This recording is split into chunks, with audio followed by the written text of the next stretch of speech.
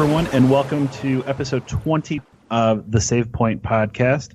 I am Dan, and I am joined here by Steve. Yep. And Steve, we have a huge surprise. We promised this last week. Yeah.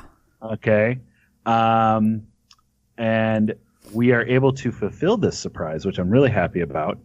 And I mean, I don't know. I'm excited. Are you excited about this? I'm okay. You're okay about it. If you join our Discord, you probably already have an inkling of what this surprise is. So if you want to know future surprises and probably get them early, join our Discord, which is right at that link when you look at and find us on iTunes or Podbean or wherever you're downloading us from. But without further ado, I want to introduce our new co-host joining the podcast. This is Tuesday. Tuesday, say hi. Hey, what's up? Hi. Not much. So Tuesday you're from South Carolina? Yeah. All right. Wow. Vibes up here finally. Yeah, we do. We got some East Coast vibes. So as people know, Steve is on the West Coast. He's in good old Cali, even though people don't call it Cali out down there. Nobody says that. I'm in Illinois, and Tuesday is on the East Coast in South Carolina. So it's awesome. We are representing the whole United States from coast to coast and in the middle. So I know that sounded pretty good. I just made that up on the spot. Yeah, coast to coast and in the middle. Well, Tuesday, why don't you tell us a little bit about yourself? What brought you to the podcast, and what do you like to play? What are you into? Kind of just introduce who you are. Okay. Brought me to the podcast because I think stuff like this is pretty cool. I've kind of always wanted to get into doing things like this and be more active since I actually started really playing games again, like in the past 2 years or so. I'm a huge Nintendo nerd. Like, you name it, I own it, I play it. Anything Nintendo does, I live for. Wow. I also live for Pokemon. Yeah. I own every bit of Pokemon. So wait, if we go back to that, anything Nintendo does, so you would be the counteracting of the old Sega slogan. Remember what the Sega Genesis slogan was? I used to have one too. I should know that. Didn't they just scream Sega at you? They were like, Sega! Well, yeah. It used to say scream Sega, but remember, their commercials back in like the 90s was, we do what Nintendo don't. Or what Nintendo don't. Uh-huh. Yeah, but look, it's still around. Yeah. So. Yeah, well, that's true. That's true. Okay, go on. Nintendo don't sell their company. So big Pokemon. Have you gotten one of the Let's Play Eevee or Pikachus? One of them. She got both. You got both? You're supposed to pick one? Awesome. That's my issue every time. It's like, which one do you want? Both? Do you take turns playing them, or do you just play one and then the other one goes on the shelf to be like, one day maybe I'll crack that one open? How does that work?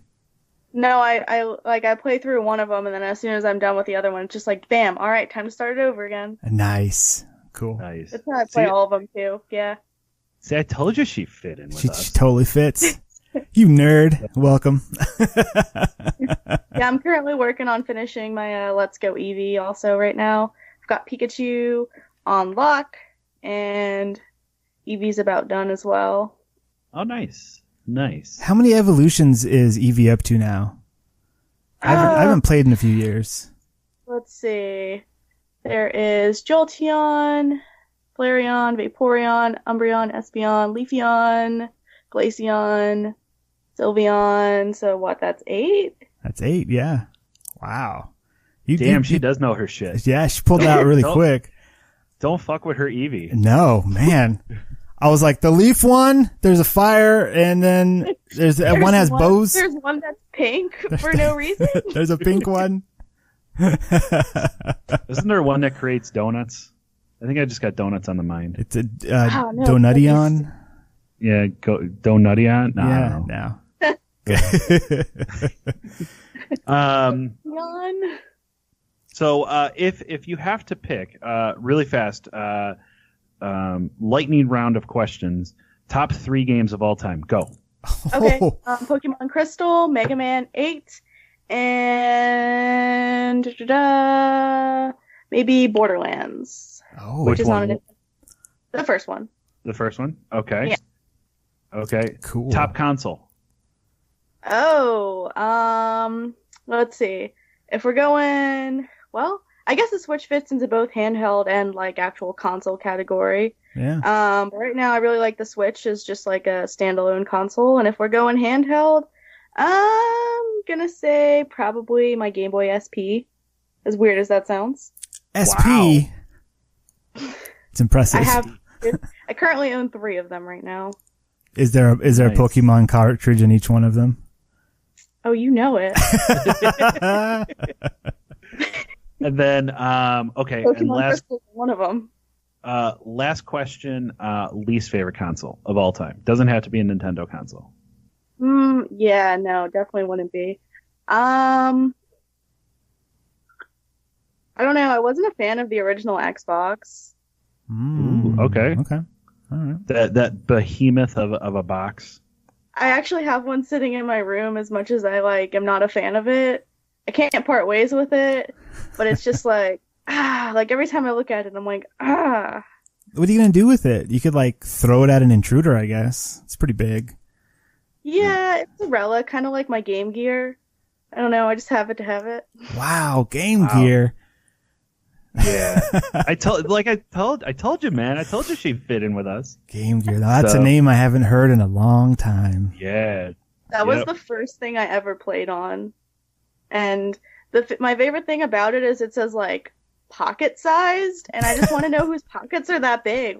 The thing is bigger than my forearm. Well, you remember Janko jeans back then, right? Oh yeah. Ah, true. Yeah, I could have put it in my trip pants. You can fit 5 of them in there. It's great. I'm hoarding games, guys. Watch out. I got all the Sonic games. I remember the Game Gear, and that has such a small screen. It's like, hey, look, we have color, but yet the character is a centimeter height. Color, man, color. You batteries. You could play it in the dark. That was huge because I had a Game Boy, and my cousin, my rich cousin had a Game Gear. And then we get together at Christmas time, and I'd be like, look, I'm playing Tetris, and I got this thing that I can clip onto it, and then it takes more batteries, and there's light. And he's like, ha ha ha, look at my Sonic. And it's, and then we played for 20 minutes, and then his batteries died, and we ate some cake. Mine has a wall adapter, which apparently is a rarity. Wow, a wall adapter. Yeah. Huh. I don't know how. And I also have speakers for it, too. For when I want to listen to that good 8-bit. Oh, chip tunes. Yo, it's awesome. That good chiptune Mortal Kombat. Nice. Coming out fresh from the 80s. Is that 80s? That would be 90s, wouldn't it? Yeah, late 80s, yeah. Or maybe 90s. When did Mortal Kombat come out? Well, let's see. Clinton was president. And the reason I say Clinton was president was because, remember, they had to ask him, or it had to go through Congress and it had to go through him, so because of the violence rating on it, if it actually would be released.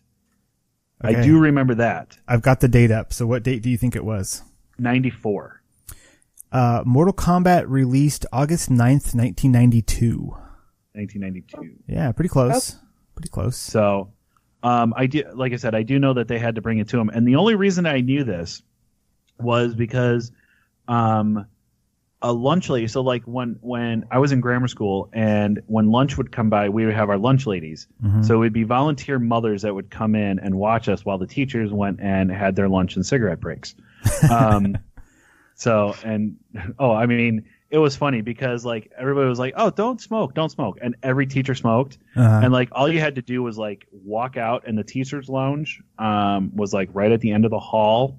And then you went out, and where we went out for recess, you can kind of go around the side, and you could see them all smoking on the side of the hospital, smoking outside of the school. I always smoking at the hospital too. Yeah, probably. Yeah. Smoking in the boys' room. So they would all smoke there. This one lunch lady came in, and she was lunch mom, and she was like, "Yeah, does anybody know what game got released today? Because I just bought it for my son. Just wondering who it is, And they're like, everybody's like, "No, we don't, because we're in 4th grade." Yeah, it was 4th grade.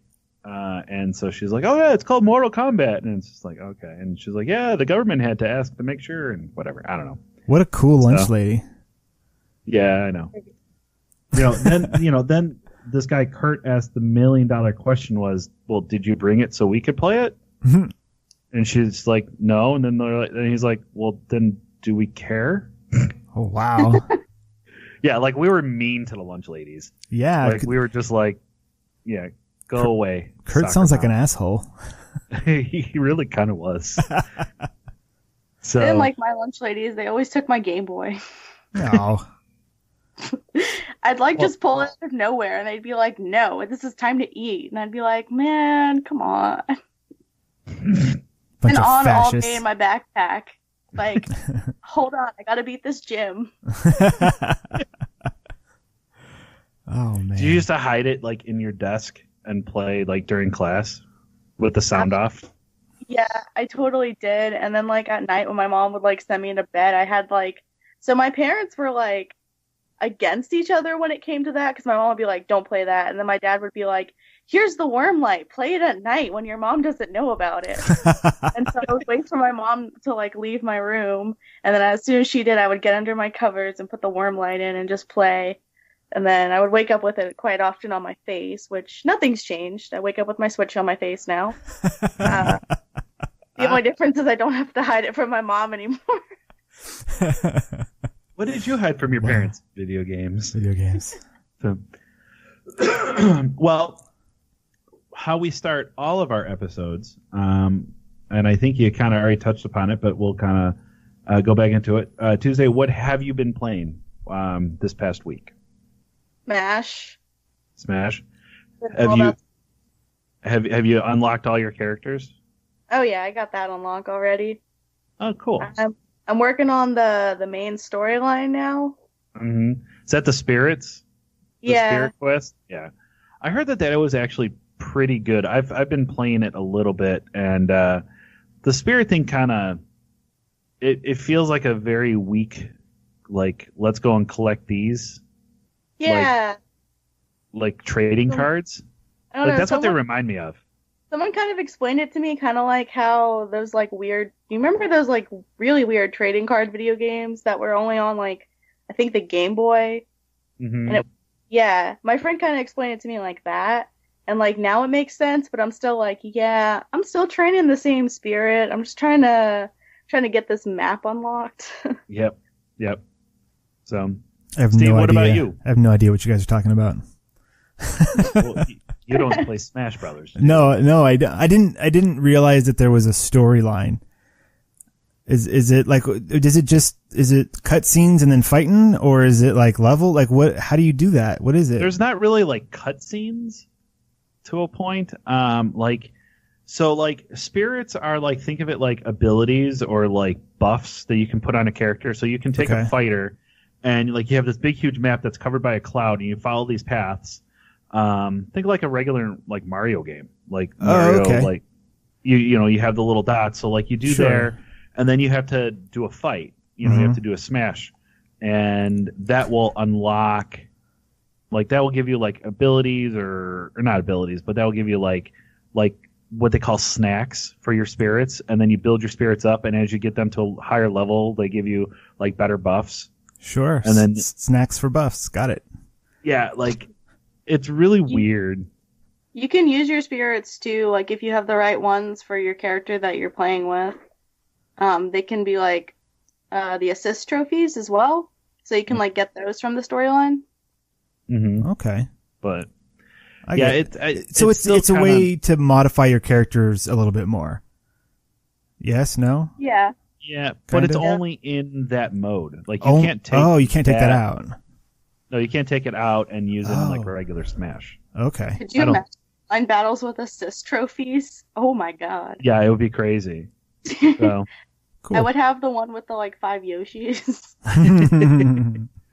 I think the only thing that kind of throws me is that I don't like about Smash is I don't like their online. Ooh, it's awful. It really is. Nope. It's ridiculous. The lag is bad, and which has always been an issue with Smash when it first comes out. And then, like you would take the thing I don't get is like you take the coin or the tab that you are, and you have to put it inside a ring. So like when they put you in a lobby, you're like put in like what looks like a wrestling ring. Okay. And you have like bleachers on one side, which you can put your coin there and you can watch. Okay. Or you can throw your coin inside of the ring, and that means that you want to fight. What? Yeah. That's ridiculous. Why would you have to do that? I wonder if they did it to like stop people from like purposely picking different matchups. Because you can't see what anyone picks until you're both ready. True. So like I mean, on the classic one, it was all side by side.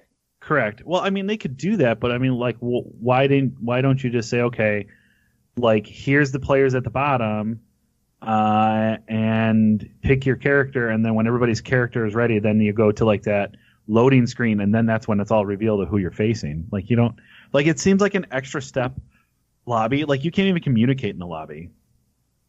No, well, you can if you get the app for the Switch, but that thing is so spotty. Yeah, like it really doesn't work the way I think that they designed it to.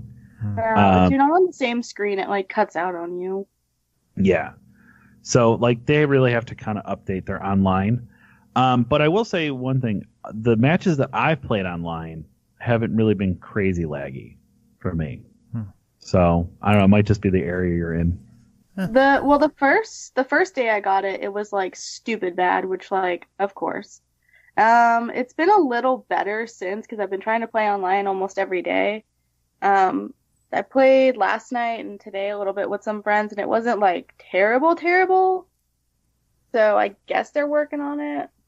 It could just be, the first week it's just got thousands and millions of people playing, and then it just kind of tapers off as time goes when people kind of settle down a bit. So could be a little bit of that going on too. Is it bad that I'm trying to unlock all the characters by doing the glitch? Yes. No. Kind of. I mean, I may or may not have done that as well. So what's the glitch? So when you start, so there's 74 characters that you can unlock, 74 fighters. Jeez. Something like that. What do you start with? You like 2? 8. 8. Oh, 8. Wow. I was joking when I said 2, but 8? Wow. It's not many. So somebody found out that it's like around like every 10 minutes of you actually playing like real time, 10 minutes. And if you're not in online battle, like it says, okay, a new challenger approaches. And if you beat that challenger in a smash, that character then becomes part of your roster permanently. Okay. So what somebody found out to do was go all the way up to 10 minutes and then create a match where it's like a one fall and then you're done. Okay. So like go into the match, purposely kill yourself, okay, and lose the match. The new challenger approaches, and then you beat that person, and then what happens is like there's a big screen that says, okay, this person now joins the fight or whatever it is, or joins whatever. At that point, close out the software and then restart it. Okay? It keeps the timer that you're still at 10 minutes, but it also saves that person also saved to your roster. So then you just go back in and you do another game with one death kill, you die, and then you go back and then it's another person. And it just keeps rebooting like that. The only thing that stinks about that is that if you lose the smash, like when you're trying to get the character, if you lose that, you got to wait another 10 minutes before you can do it again. Wow. Okay. Well, yeah, that glitch isn't as bad as what's been plaguing Fallout 76, but that's a pretty good glitch. Is that the one with the secret room? Well, there's a developer room glitch, but no, the item duplication glitch, which I haven't looked up how to do, and I think they've patched it mostly. But it was some way where people were getting multiple millions of an item and crashing the servers because they had so many items. And it's been ridiculous. It's like the next thing that's a problem that they need to completely fix. I haven't even touched that game since like the first 3 weeks that it's launched. Because I'm waiting for the updates. Just wait, man. I mean, they haven't even done an official update yet. Like, it's all been patches. So yeah. But I don't know. Like 10 minutes ago, you said, "What have you been playing, Steven?" So I'm going to answer you now. So from last week, I finished Before the Storm, that Life is Strange Before the Storm. I finished out that, was like, hey, that was fun, that was good. And then I jumped into Life is Strange. And today I finished the first chapter and I started the second chapter. And still good, still fun, still walking around talking to people, listening to emo music. So, it is what it is. I also played a little bit of City Skylines, a little bit more, just like last week. I haven't done anything new. I'm kind of bummed. I've been looking into Stellaris because we talked about that last week, and that game looks awesome. I'm very excited for Stellaris. I'm going to get it eventually, but I'm looking at the bundle deals on Steam, and I'm like, do I go all in and get like the, $70 something bundle, or do I just get the base game at $40 to make sure that I like it? I tell you right now, I just have the base game. Yeah. So if that helps your purchase decision. I mean, I don't care what you have. It's all about what I have. So Tuesday's eyebrows just went up. Have you heard of Stellaris? So go ahead and get the whole thing. Go big or go home. Oh, go big. Okay. Well, she said go big or go home, so I have to now. It's the law of the internet. I created the podcast, and I've been trying to tell you what to do so we can help out with the podcast, and doesn't happen. She tells you she's on here for 20 minutes, and she's just like, go buy the whole bundle. Okay. No, I will probably just buy the base game just to check it out and make sure I like it, because all the expansions are like $20 each. There's 3 big expansions at $20 a pop, and then there's a lot of little ones, and that's a lot of money that I could be spending on Legos. So I'm not sure if I'm gonna go all in at one time. But I like that differentiate of either that or Legos. Well, that's what other options are there? I actually just started playing with Legos last year. Don't hate me. I don't hate you. Welcome to the club. Yeah, they're fun. No, I went to a Lego store and I was like, because I didn't have them as a kid. I wasn't about it. It was more about my game. Sure. So yeah, we went to a Lego store and I was like, what? This is crazy. So I have like a Harry Potter set now. Nice. Which one? Nice. I don't know. It's just a basic one. I know I built Hogwarts with it. Okay, cool. Yeah. Someone else got it for me.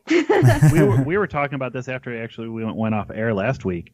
That I picked up for over Christmas. I was gifted per se, the big, huge Hogwarts set.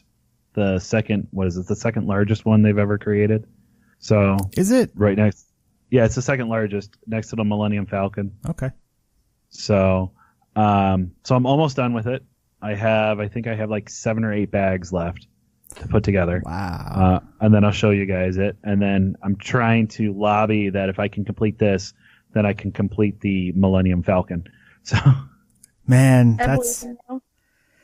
you believe in me? I believe in you 100%. Backed. Oh, right. Oh, right. It's going to be awesome, man. You can do it. I believe in you too. So yeah, excited for Stellaris, but haven't done much but watch some YouTube videos of other people play it and getting excited. So yeah, on the horizon, there's not too much that I'm excited for. I gotta get back to the games I already have, cause I bought a bunch of them. I gotta get back to Red Dead. I've gotta get back to, Assassin's Creed, Odyssey, which like the other day I was looking for something to play. I was like, I should play that. And then, I was like, I don't have like 8 hours to sit here and play this game. I've got like 20 minutes, so I gotta do something else. So 8 hours to stand in one area of the map. Yeah. And try to do everything done in one area of the map. Exactly. You open up the checklist and go, okay, it's top to bottom. Let's go. What do we got to do today? So yeah, I'm going to get back to that eventually. Just, It's kid stuff. What about you, Dan? What have you been working on or playing? Well, I went out and I ended up trading in some of the games I've already beaten. So I ended up picking up the new Super Mario Brothers Deluxe, which it's fun. I haven't really dove deep into it the way I wanted to. I picked up Mega Man 11, which I really enjoy. It's harder than shit. Yeah. No, I love a good Mega Man game, but that one's, yeah. Yeah. So I did that. I picked up Let's Go Pikachu, and I beat Brock. Sorry, I had something in my throat. When something goes on, if you can't talk or whatever, Steve can edit it out. So just kind of don't try to force yourself through to try to finish. I can, but I usually don't. But yeah, if I remember to, I will.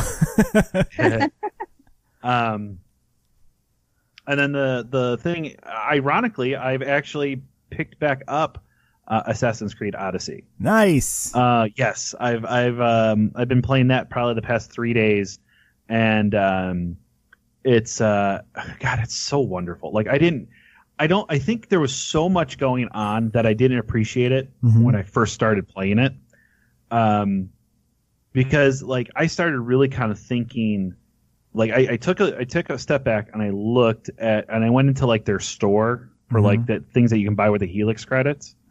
And I'm like, holy shit, there's a lot of stuff in here. They put so much in that store. Yeah, it's chock full. They did.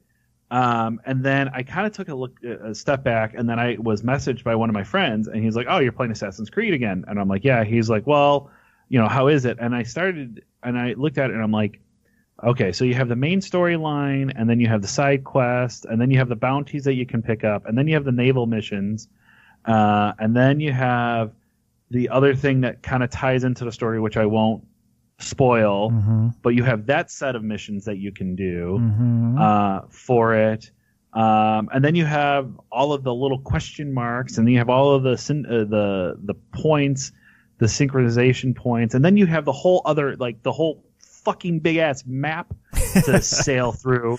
And I'm like, there is a shit ton of shit in this game. Yeah. To do. Like, I didn't even realize it.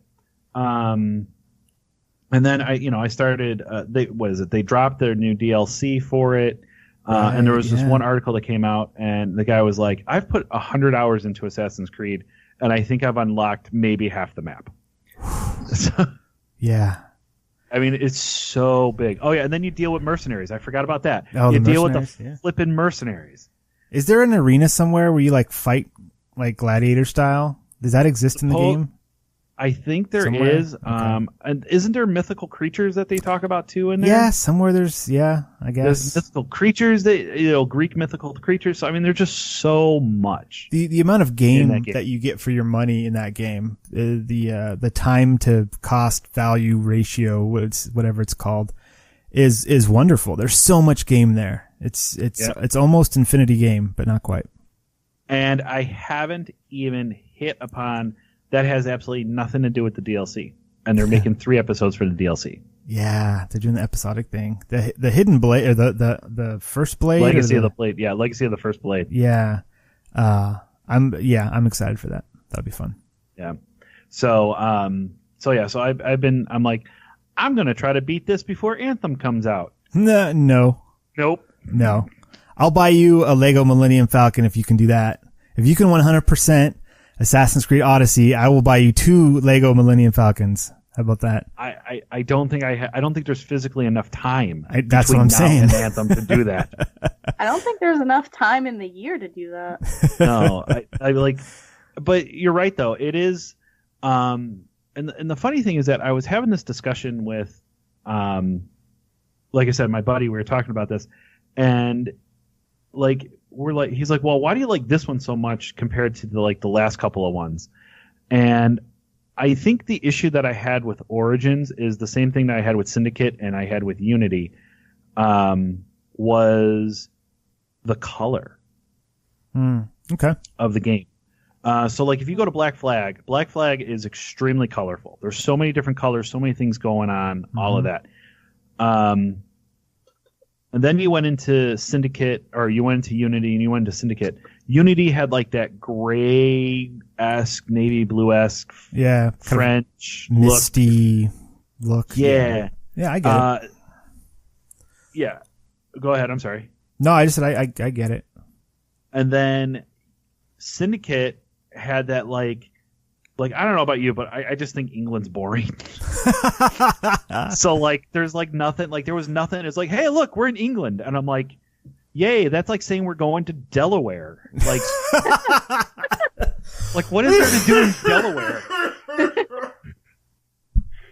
You killed me. You know, it's like, oh, let's go up to Big Ben, and it's like, okay, I spent $60 to go run up to Big Ben, jump off of it once, and I'm like, I'm done with the game. Did you really? No, come on. You didn't spend $60 to just jump off of Big Ben. Okay. I mean, I beat the game, but I was like, that was one of those ones where it's just like, I really hope this is the last mission. It's not the last mission. Okay. I really hope this is the last mission. And they're like, oh yeah, by the way, you've only completed 52%. I'm really hoping this last mission is the last 48%. You know? Nope. You know, type sort of thing. Like I just had to drudge through it, and it was so like. And then Origins was really good.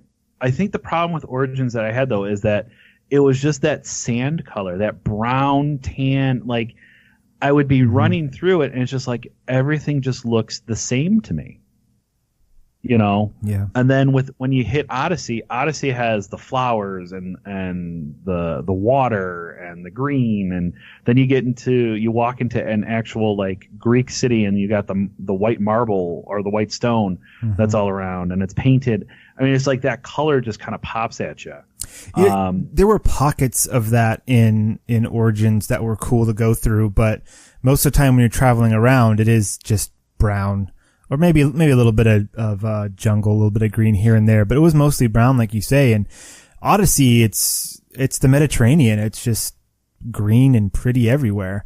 I have to say though, I think the water looked better in Origins than it does in Odyssey. I don't know what it is about it. Something about. I think you're right. The texture or the thickness of the water. I don't even know what, but I think it just really fit, or really just, I don't know. It looked good, really good in Origins, and in Odyssey it's just a little bit off. I don't know. Maybe that's just how the water is over there. I don't know. I've never been over there. Yeah, I've been here in Cali. The water is boring as the country. We got to be careful. Boring ass water to boring ass country. What you got? A big tall clock building? Fuck off. That's Dan. I gotta watch. What do I need you for, building? I'm out. They have to make it as realistic as possible. There you go. There you go. Gotta put it all in there. So I was trying to find a segue through what you were saying to get into our next subject, but I think this will be the best way to say, hey, Steve wants to talk about Outer World. Steve, talk about Outer World. Yo, there's this new game called The Outer Worlds. It's coming soon. You want me to talk more? Is that good? So The Outer Worlds, a preview for it previewed. A preview came out during the Video Game Awards. Was it in December-ish? And it's before you actually get into that. Yeah. Is it me, or have you looked up that song that they sang on stage? Did you watch the Video Game Awards? I didn't watch the awards. No, I missed them. Oh, but okay. So there was Casey Edwards came out, and they sang a song for Devil May Cry 5. It's like their theme song. It's called Devil Trigger. Okay. And it's like it's grown on me. Like I've actually added it to my Spotify playlist. Really? Like it's actually pretty good. If you look it up, it's a really good song. All right. Okay, go ahead. I'm sorry. All right. Cool. So The Outer Worlds. So it's comes from Obsidian Entertainment, and so like the outer, like right away it looks like Rick from Rick and Morty is like your mentor or something. And it's this crazy like Pickle Rick. Don't you dare. No. So it looks like the gameplay itself, it's a role-playing game. It has something to do with, traveling through space and planets and whatnot, the name, The Outer Worlds. But what I thought was very interesting comes from developer Obsidian Entertainment, and Obsidian comes from Black Isle Studios, which comes from Interplay. Like there's these same group, these core people that have kind of moved on from developer to developer. And so Obsidian, to me, Obsidian is like the great grandfather of Fallout. A lot of these people were involved in creating the original Fallout, which I'm a huge fan of. And if people don't know. And so Obsidian, like in the trailer for The Outer Worlds, it said like from the original creators of Fallout and Fallout New Vegas, which Obsidian Entertainment also did Fallout New Vegas.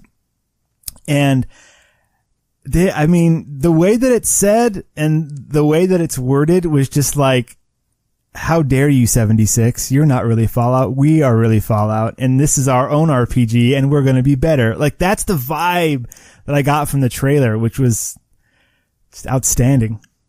So, well, I could tell you, didn't they at the unless I'm thinking of another game, didn't they say, if the beta is coming soon or early preview is coming soon for it or something like that? It said something about a beta, but I think, they said something about like not being broken because the beta for 76 was called Break It Early Test Application. And so they wanted you to break the game early so they could fix it. And I think there's something in the trailer about not being broken or being, ready to play. Or it was also like a subtle nod of like, we don't need a beta. We're just going to have a good game. So I thought that's just kind of funny, kind of cool. Yeah. And I remember looking at it and I'm like, yeah, this is like an outer space Fallout. For sure. And so I'm actually really, really excited about it. I don't understand the whole like let's dig at Bethesda. Like I didn't understand that. Because I thought Obsidian was like really like I thought they were like on good terms with Bethesda. It is undisclosed. So when they did Fallout New Vegas, there was something about if they got a certain Metacritic score, they would get a bonus. And they were like 1 point shy of that score, and so they didn't get their bonus. And apparently, and this is all like word of mouth, there's nothing has been officially announced ever about this, I don't think.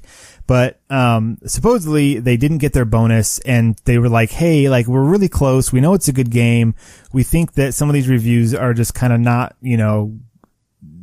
not real or something. And, I think we really deserve it. And they said, and Bethesda as the parent company, the holder of the IP was just like, no, you don't get it. And then, Fallout New Vegas kind of started off with lukewarm reviews, but then as people started playing it, they really got into it. And now it's got a fairly, large following. So, like, I can see why the people who originally created the IP then had to license the IP from the people who bought it. And then those people said you didn't do good enough. That kind of hurts a little bit, and some of the things that New Vegas did were very classic Fallout-y type things that were missing from Fallout 3 that people are still asking that to be put back into Fallout games. And it's what Obsidian does. It's what Black Isle Studios did. It's what Interplay did.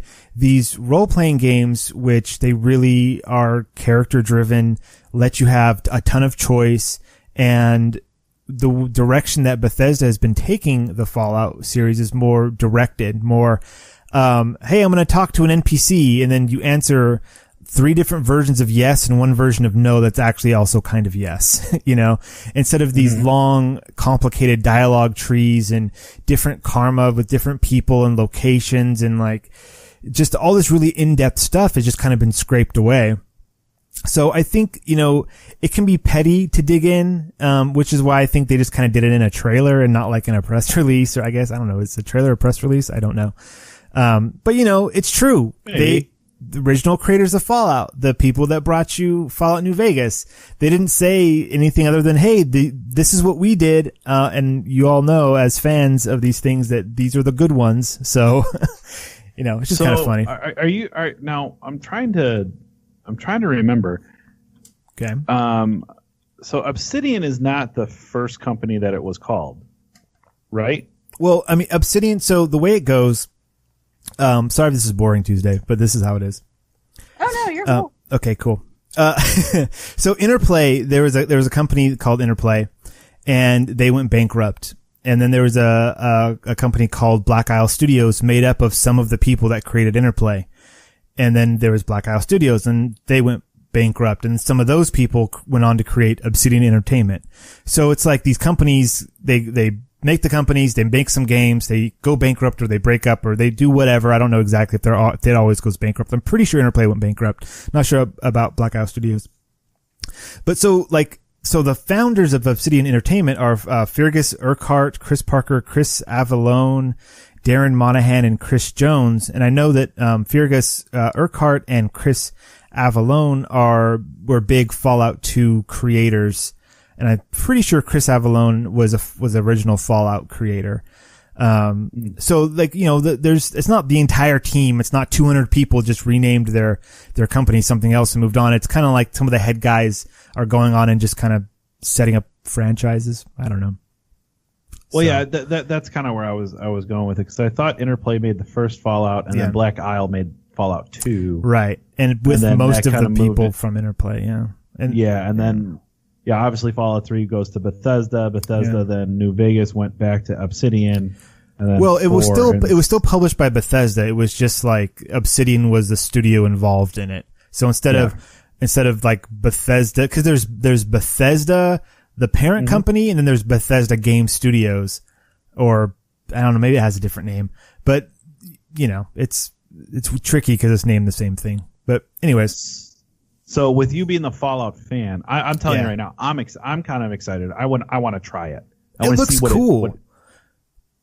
But you being a Fallout fan, are you going to you are going to try it?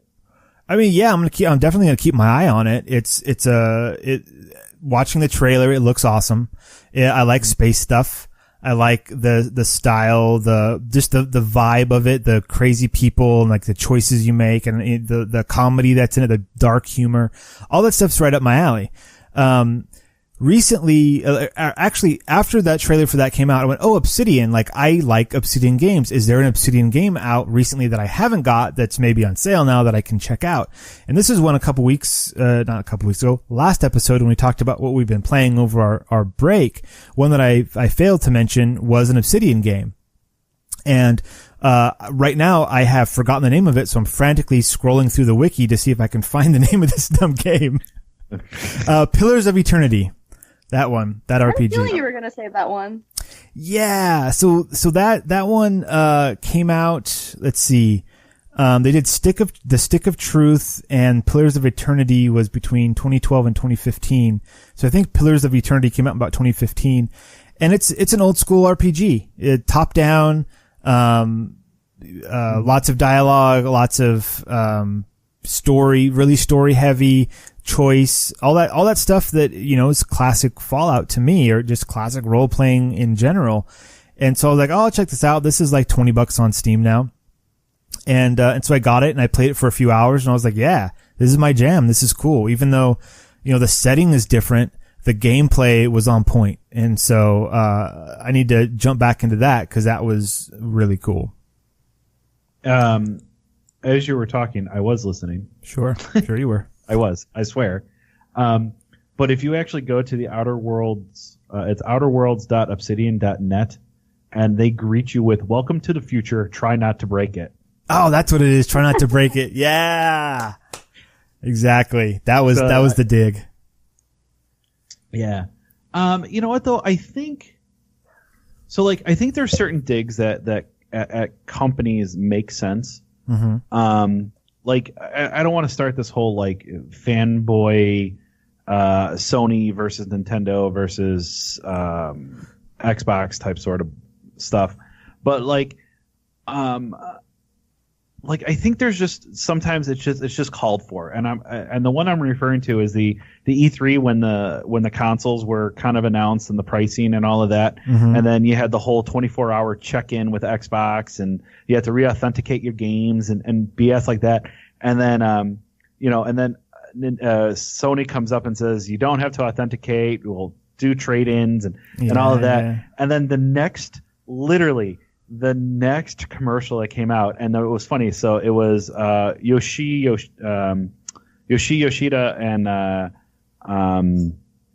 Adam Boyles, who literally were just on stage, and you can tell that they just shot it back in like their private back room, like the behind the stage, because they're wearing the same clothes or whatever, and they're like, "This is how you trade."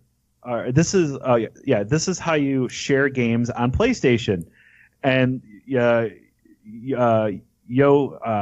Yoshi passes it to Adam Boyles, and he goes, "Thanks," and then that's the end of the commercial. Oh, that's funny, but that's not friendly ribbing. Those are deep digs. That's marketing digs. But you know what, though? Like, that's the giant. Those are the digs that have to happen with that. Yeah, well, To come over and say, hey, we're going to make a sci-fi game that, I mean, it's not a ripoff of Fallout, but we're going to make a game and try not to break the game, type sort of thing. It's like, like those are the things that make the other competition be like, well, we got to step up our game because we have this other company coming out and making this. Like, look at the whole Fortnite versus PUBG. Like, PUBG went over and started suing Fortnite, and Fortnite's like, and Epic's like, what are you going to sue us for? Then you're going to have to sue anybody that's ever created an extra first-person shooter that wasn't Quake. I mean, like, yeah, or any open world game. You know what I'm saying? Like, it's like. It's the same concept, but you're getting pissed off because Fortnite is free, and then you're going to get a battle pass that people decided to pay money for every season compared to your early access that's been in early access for years, that it's suddenly now that Fortnite is now starting to take your stock away. Suddenly now you get a new map from PUBG. Now it comes out of early access. Now it's finally making it to consoles. Bullshit. You were fucking milking that, and then somebody came around and made it better. Yeah. Not that I'm calling Fortnite better in my per se, but like somebody did your formula, and people feel that was a better formula to use than yours. Yeah. It's good. It's good competition. It lights a fire in their asses. I mean, Bethesda's been sitting there doing, Elder Scrolls games for years, just raking in the dough, being the top dog of, like, if you want a good 3D RPG, you go to Bethesda. You just buy whatever they've put out, and now you play it, and it's, you can play it on your Alexa. It's great. You can play it wherever you want. And so someone else is coming along saying, hey, we can do it too. And it just so happens that we are doing it right when, you've tried something that isn't going so well for you. And so you got to get those digs in while you can. Tuesday, what is up with your dog? I have no clue. Okay. I've been kind of ignoring it. I just see, like, every now and then I see the dog in the back, like, stand up, turn around the other way, sit down. I see a dog ass goes down. I like dogs. Dogs are good. All right. No, it's great. What's your dog's name? Odin. Odin? Oh, nice. Yeah. Nice. How many eyes does Odin have? Huh? How many eyes does Odin have?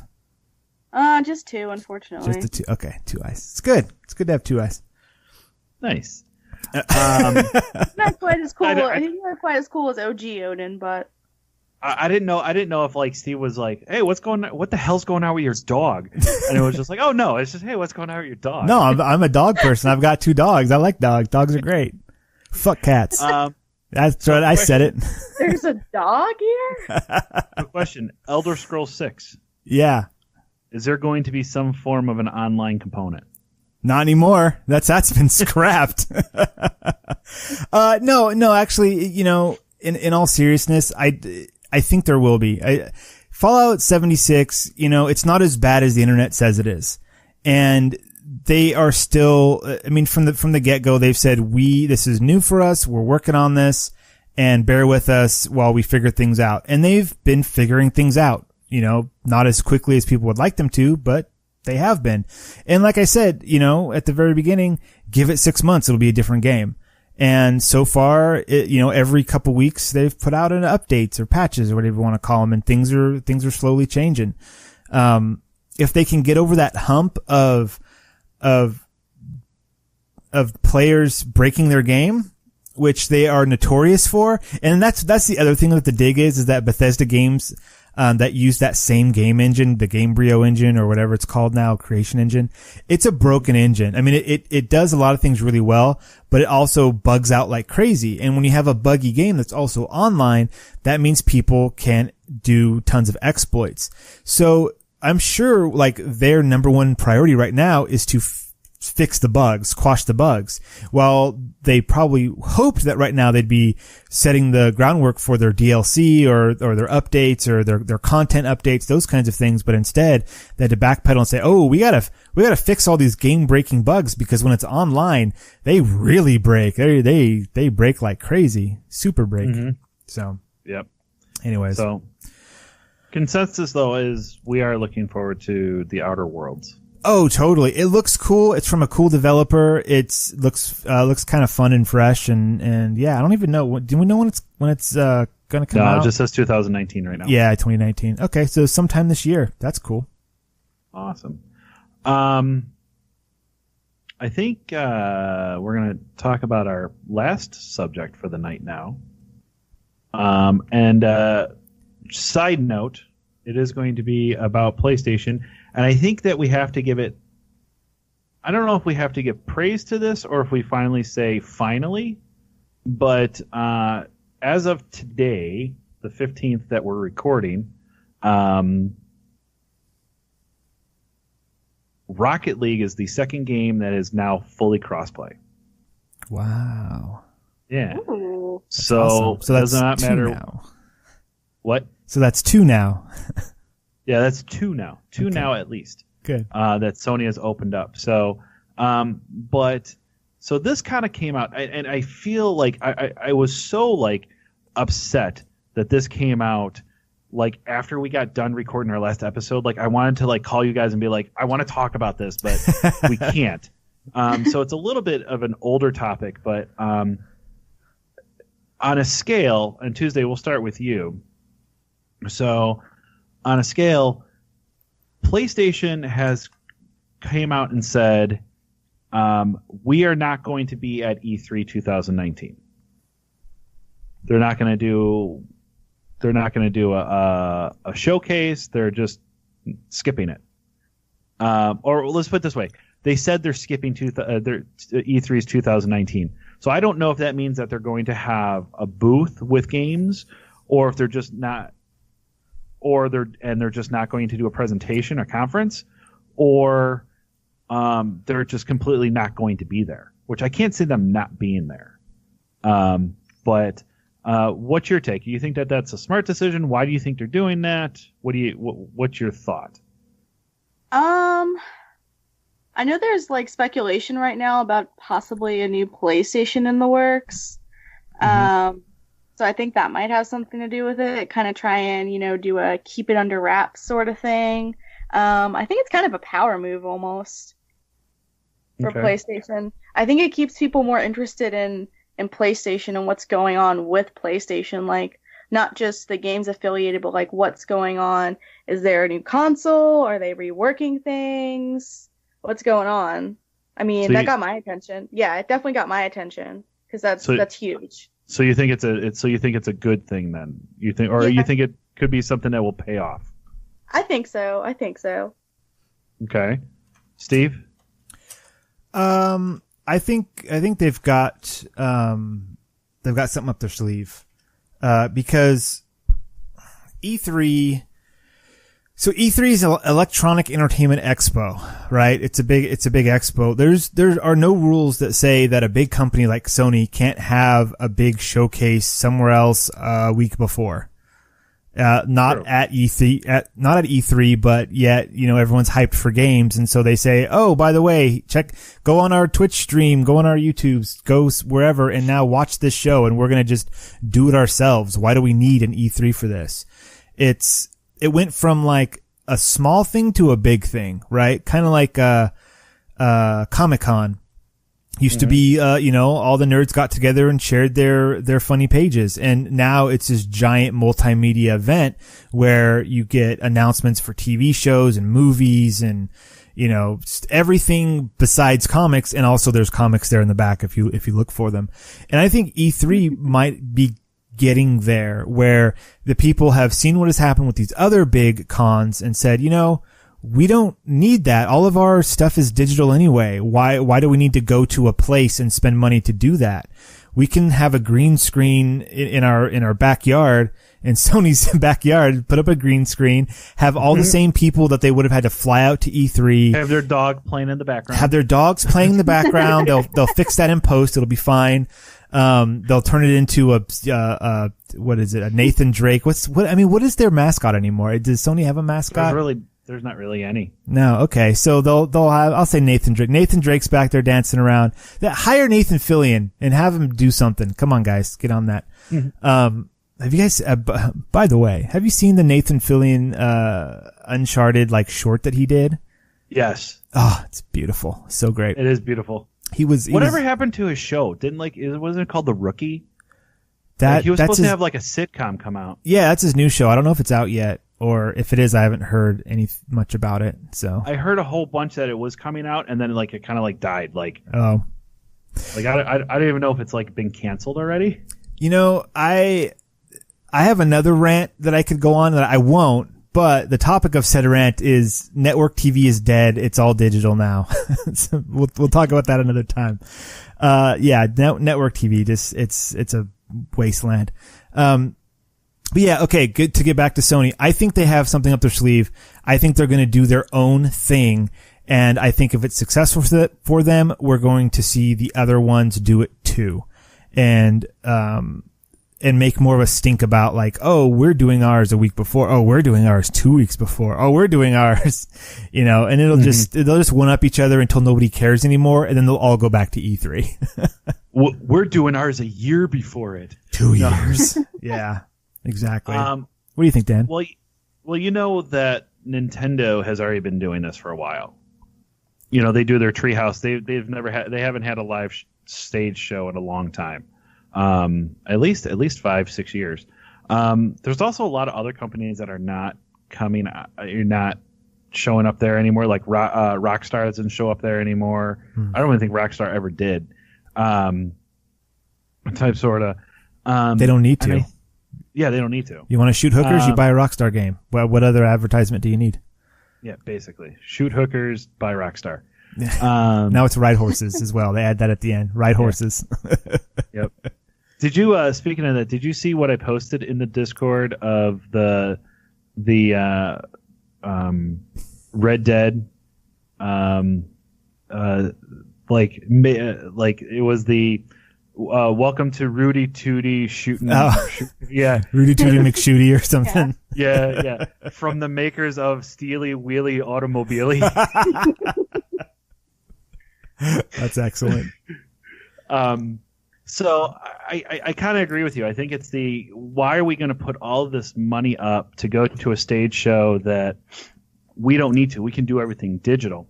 On top of that, the one thing that I've kind of noticed with E3 is we're going to show EA is going to show the new Battlefield, and then Xbox is going to show the new Battlefield.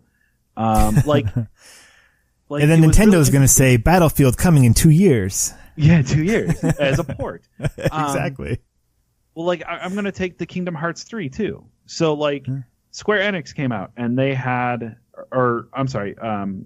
Xbox came out and had their thing, and they showed Kingdom Hearts trailer, and then Square Enix came out and they showed the same trailer just a little bit more, right. And then PlayStation showed the last part of that trailer and a little bit more. Who cares? It was anymore? just it's you don't need it just seems that everybody just keeps rehashing the same games. Yeah. Like, okay, you could take all the games that we're announcing and put them into one show and show all of that. I'd rather watch a 4-hour conference than wait 2 days or 3 days to watch an hour conference each of the same shit. What if Sony said, okay, we're not going to E3. The week before, we're going to have one special day. Look at our website on this special day at this time. You go, okay. So then on that day, it's like a presentation like pops up, and then next to that are like links to demos for all the games that they just announced. And they're just like, here, this is what's coming. Check it out at your leisure. That would be, I think that would work. I think that would be great. I would love for them to say, okay, here we're going to replay the demos, or we're going to replay the trailers for the next 12 hours, and just put this on repeat on our website. But if you want to skip to a certain one, click here. Yeah. I also think too that we are going to see an announcement. I don't know if we'll actually see the hardware, but I think we are going to see an announcement of a PlayStation 5. And I think that's what Tuesday was kind of hinting at, is that, and even Steve, you were kind of hinting at it too, is that they have something up their sleeve and they don't want to use E3 as their grandiose stage to announce it. Yeah. If you really look at it too, it was so they came out, like when they did the PlayStation 4, they had a thing in February that they announced it, but never showed any hardware. And then they went to E3 and they showed the hardware, and then it was always this like, even though that they killed it, and I think that Sony did such a great job with showing off and how they developed the hardware for it, and then how they marketed it. But at E3, it was okay, is it going to be better than Xbox? Is Xbox going to be better than Sony? What's the price going to be? And it took away from what the actual PlayStation 4 was trying to be. It took away like okay, how are you going to be better than Xbox? Then here's the features and we hope that you enjoy them type sort of thing. And then it was the price. And then it went down to price. The last thing was price. Like, why? I understand that price is a huge determining factor on what console you're going to buy, especially for kids that are in college or younger adults who are just starting out, families, even to the point of even younger than that, of, you don't have $400, $500 disposable income per se. It's very rare that you can get that. So it was like, okay, now it came down to price. So like now everybody's focused on, Xbox said a $500 price tag. Sony came in at $400. Sony won. And it's like, well, are you basing it Sony won because of the price? Or are you basing it off because what was the system? Because if you really looked at it, there were tweaks to the systems, but they weren't really that different. If you really think about it, if you really kind of look at it, I don't want to get into a spec. No, we don't need to go over the specs of an old game. I see what you're saying, and I think you're right in that they don't want to, if they are announcing a PlayStation 5, they don't want to announce a PlayStation 5 against all the other things that are being announced at E3. And maybe they have their ear to the ground. They're like, Microsoft's going to announce their new thing too. And they just don't want to start another console war. Right? Cause war, it never changes. The console wars are not, the console wars were a thing, but they weren't a good thing, I don't think. It turned friends against each other for no good reason other than, and like it came down to price. Like you said, like I can afford the more expensive one, therefore I have the superior system. And that's not right at all. It's about what system works for you, which system has the games on it that you like to play, all that kind of stuff. So maybe they just want to do their announcement in a vacuum.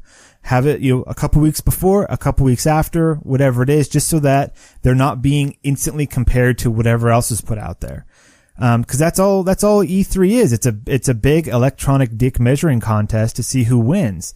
And nobody wins. And it's getting stale and boring. So try something new. And the other thought that I have with that too is, and this is my hope. I don't know if it's a dream. It's more of a hope. But possibly at a slight chance, could they not be doing something at E3 for exactly what you said, Steve. So we don't start a war. We start like a peace treaty. That crossplay is going to happen. It's already happening. So we're not going to do it on a competition level. We're going to announce our hardware and say, these are the things that we're going to play nice with in the sandbox. What are you going to come at and say, okay, what are we going to play nice in the sandbox with? That, type sort of thing. That's interesting coming from Sony, because weren't they the last holdouts for the crossplay stuff? Correct. So, I mean, that'd be great if they had a total 180 change of heart, and now they're like, who wants to crossplay with us? Let's all go cross them together, And now what would happen if Nintendo and Sony and Microsoft, I don't know if it's going to happen with Nintendo, but Microsoft and Sony, Microsoft has their conference, but they completely pull a 180 and say, it's now going to be a Microsoft/Sony conference, and here's our hardware that we've developed together for crossplay. Oh man. Good. That would be possibly the best crossover in the history of ever. That would also be the biggest troll to every single fanboy that still exists out there for either camp. Oh, definitely. The enemies now are merging together. Oh, that's like what Sonic and Mario at the Winter Olympic Games game, right? Like, if they did that, that would be amazing. And they would have, that at one point the camera would pan over to the crowd and every other seat would be like green shirt, blue shirt, green shirt, blue shirt, and like Microsoft, Sony, like it would be that whole thing. There'd be like one dude in the back wearing red, Nintendo, like just to see if you can find him. He's like the Senate with that one independent spot that they held for the longest time. There's always one. That would be amazing if that's what it was. And I think the likelihood of that happening is probably 0.001 to 99.99 the of happening. What keeps it fresh too. I'm sorry? I said the rivalry is what keeps it fresh for him too. This is true. That's true. Except for it's a good rivalry, but Sony is clearly ahead in terms of games. And I would say that Microsoft does a lot of good stuff that you don't hear about as well, because it's not the games, and these things started as game consoles. Like, I have an Xbox One X, but I use it as like my home theater system. It's not just a gaming thing. Most of the time I'm watching Netflix or YouTube on it. But you buy a PlayStation for the games. That's how I've always seen it marketed, right? So because PlayStation always gets the most exclusives too. Yeah, that's true. Yeah, it is true. You're right. And obviously it's, why are you going to allow another market or another part of your pie? You're going to slice your pie in half if you're going to allow another company to come in and start making money off of, I don't know. Maybe I'm completely wrong about that. I mean, you get your exclusives into more players' hands. I don't know. Like I said, I think it's a wishful thinking and hoping that it happens. But on the other end of that, though, too, is that, I mean, we've kind of talked about it. E3 has kind of played out a little bit from what it was to what it is now. It's more of a, as you said, it's the let's whip it out and see who's is bigger type sort of competition. And I think that's kind of played out. And I'm wondering if it's just at the point where it's the, even at the Video Game Awards, all three of them, Reggie, Phil, and Sean all got up on stage all together and said, we need to be united, to make great games. That's what this industry is about. It's not to pitch, to pit people against each other. It's let's make great games to enjoy gaming. Right. And it goes back to what we talked about too, in a couple of previous episodes. It's the, Sony has the software. They have the software. They have the IPs, there. Xbox has the ability to make great hardware. And big ups, and this is kind of a little bit of a tangent. Big ups to the controller that they made. I can't think of what it was, but it's for people who have the like disability autism. thing. I'm sorry? The disability controller, like the big controller with like the big touch pads on them. Yeah. How, so like in my real life, in my real job, Okay. I work in a hospital. I've mentioned this before or whatever. I work in a hospital. So I see a lot of triumph. I see a lot of people who get better and all of that. So yeah, that's a big part of it. But there's also a really, really, really big part of the people that are depressed in their lives because of possible certain things that have happened to them, a disability-wise, an injury, whatever it is, and you can tell the sadness on their face sometimes. Not that their life is sad or that it's any worse off than a person that doesn't have a disability. So don't get me wrong on that. But if they can't grip a controller or they can't play a traditional video game, and now this controller gives that joy of being able to play a video game to somebody because they can blow into a straw and that will move a character, or they can hit a pad a certain way because they can't grip and press a button or whatever, and they develop that, and how customizable that is big ups to Xbox, and that is right then and there is a winner in my book, period. End of story, that they're able to do that.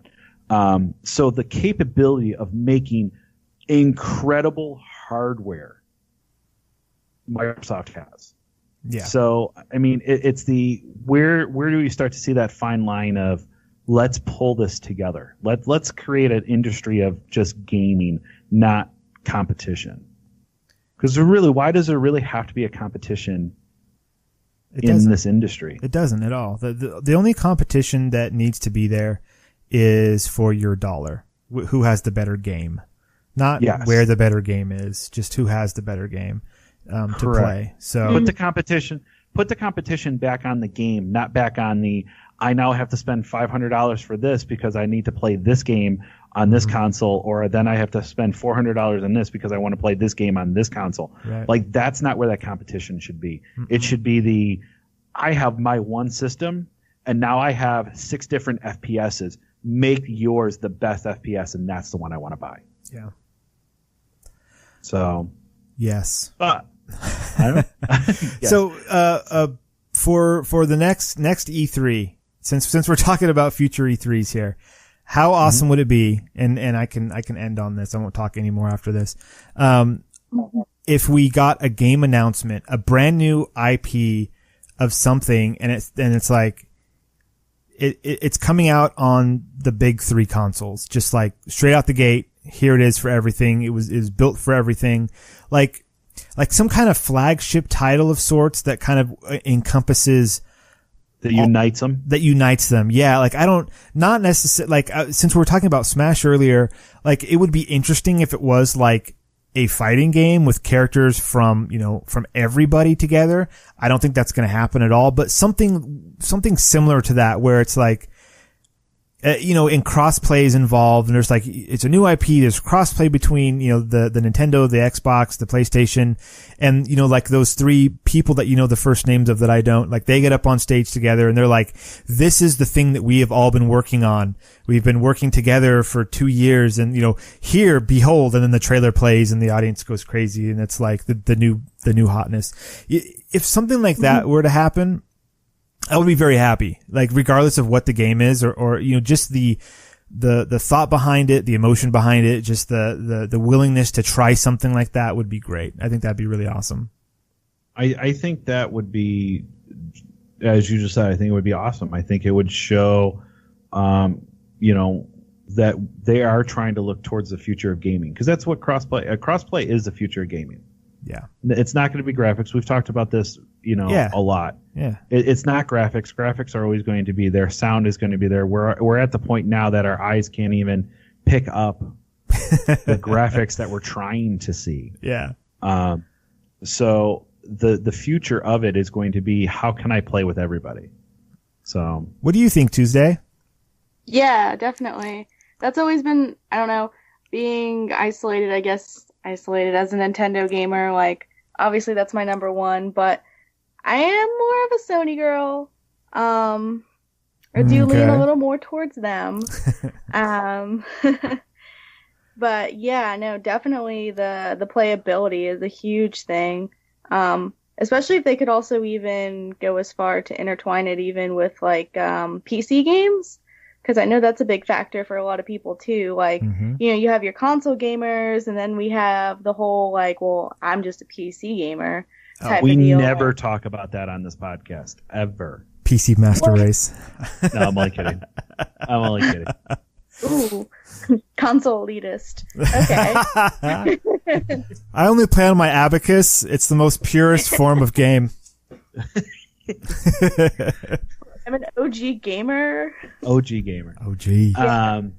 No, yeah, definitely the cross playability would be absolutely phenomenal. And yeah, I mean, we have, like you were saying, we have the graphics now and the sound, and the games are so expansive now. It's not even, you know, who has the bigger game anymore, who has the most, you know, we saw that with DLC when it first started to happen. You know, this game, you can make it bigger, have more stuff to do.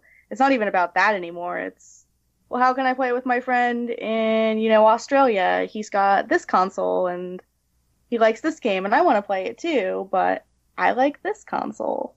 I didn't even think about the international issues and stuff. Yeah.